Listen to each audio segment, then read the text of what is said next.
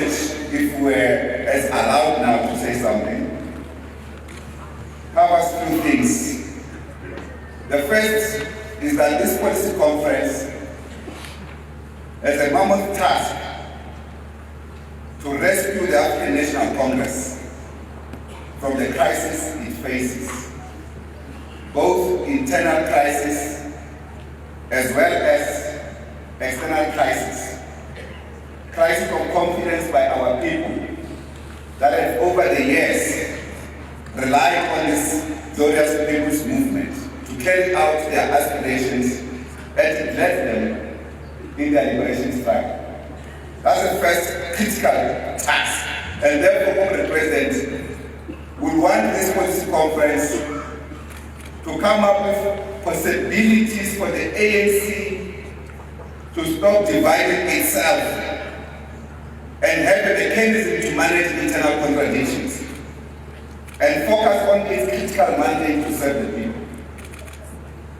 The second critical task related to that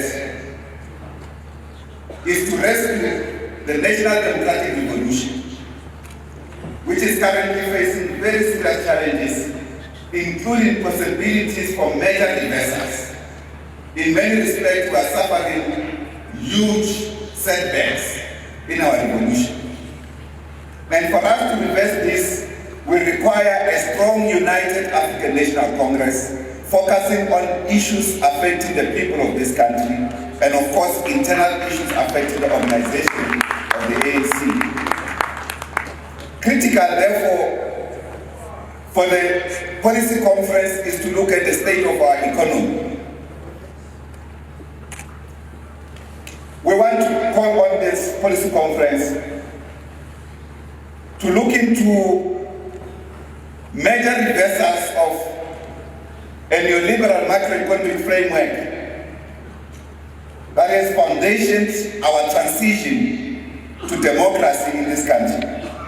That framework that we have pursued is not suitable for our country. It's not working. We need radical change to that framework. This framework will respond to both fiscal policy, how we manage our finances, policies, as well as monetary policy. The mandate of the Reserve Bank, for instance, to be expanded to deal with unemployment as a major crisis facing our country, to deal with economic development, not in the context that it is framed today, because the framework that it is in only serves the interests of big capital, which has no mandate and responsibility to the well-being of society. Therefore, we need to recast ourselves and relook into this economic framework so that it can respond to the living conditions of our people. Having said that, there are critical questions in the economic sphere that the Alliance, together with the ANC itself, COSATU, SANCO and others, had agreed, and these matters have not been attended to, Comrade President. This includes a comprehensive economic analysis so that jointly, when we confront challenges that we face, we don't blame one another. Sometimes it's too unfair, members of the liberation movement, when we speak in public, we speak in discord, precisely because we are not agreeing on the fundamentals. For instance, it is our belief as the SACP that for a developing country like ours, we need to be rebuilding state-owned enterprises rather than destroying them. Because these are instruments of development. If you just want to have them for the sake of having them to facilitate business, then they will not serve the purpose of the revolution. So it's an issue that if we were to have that economic summit that the Alliance had fully agreed to convene, we will then place these matters on the table and deal with them. We will not have reached the situation we are, for instance, regarding the energy crisis, ESCOM, rolling mass blackouts. In the township, in my township, Thokoza President, when there's load shedding of 2 hours or 3 hours in other areas, it's 12 hours at a go.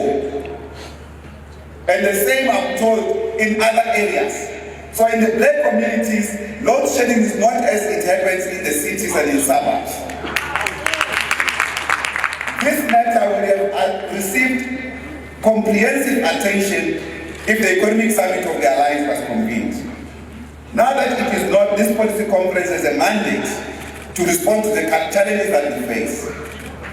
We are present, not completely happy with the framework that has been put in place regarding the rescue of Eskom, because we still believe that it still places the responsibility to the private sector, which has no accountability to the people of this country. When the people have no electricity, they don't call corporations, they call the government. So we need to take full responsibility, recapitalize Eskom in the manner that we can discuss with society, so that we are accountable for the actions that we have taken ourselves. So we still believe that these are issues that will further require engagement post this policy conference within the framework of the Alliance. Other issues, Comrade President, are matters that you will require to deal with. The land question. Comrades, any revolutionary will know the land is a principal form of property relations. In other words, it determines whether society is rich or poor, the ownership of the land. We can't be dilly-dallying on the matter of this nature, on the land question, in the midst of poverty. We need therefore this policy conference to come out much more clear, including not only relying with parties in parliament on how to resolve this question of the land, including possibilities, for instance, to consult society-wide and take a full decision, political decision. Therefore, we want to take this opportunity, I see, because then I was not told how many minutes I'm speaking. I was not told it, but I appreciate that, Comrade White. He says I must cut. Before the cut, is to respond to the financial sector. The financial sector in this country is undermining our liberation movement and our government.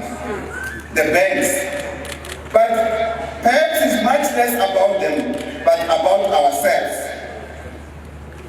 We have called for establishment of public banking systems. You can have Gauteng government, for instance, having its own bank. There's nothing wrong with it. Municipalities, metros having their own banks. Because in the context of a country that is focusing on fiat money, in other words, paper money, money that is not pegged to any critical mineral, the gold or any other thing, platinum that we have, the banking system is organized looting by capital worldwide. So states must create their own banking institution to prevent public looting of national resources, but also to participate in the creation of value, of wealth, of money for development. A sovereign country should not be begging money for development. In other words, we've discussed these matters sometimes with some of the leaders here, but it's practiced in other countries. We need to have a relationship, define a relationship, particularly in the context of a developing country like ours, with high unemployment rates, between management of inflation in terms of the Reserve Bank mandate, job creation, and the role of banks, particularly in the current system of fiat money. So that when you are to release money for development, you don't only rely on outside capitalists or investment. The state can drive that process of internal development. We hope policy conference will find time to address these big challenges facing our people. the runaway inflation. The Reserve Bank responds further with blunt instruments. How do you think the unemployed, the majority who are poor in this country, are going to be helped by you raising the lending rates in the country when they have nothing to spend? In fact, we are deepening their crisis.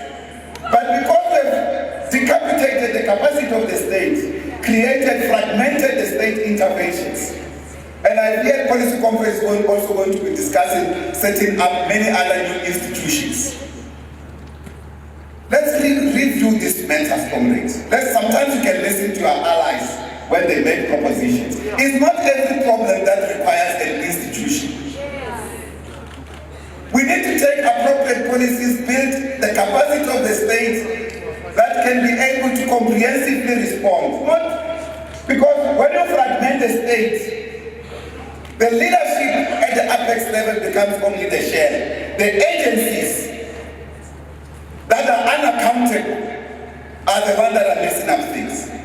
We want to take this opportunity to wish this policy conference great success, more unity, more focus, less squabbling, because South Africa is looking up to this glorious movement of the people to come with appropriate solutions for the challenges that we face. Thank you very much. Amanda?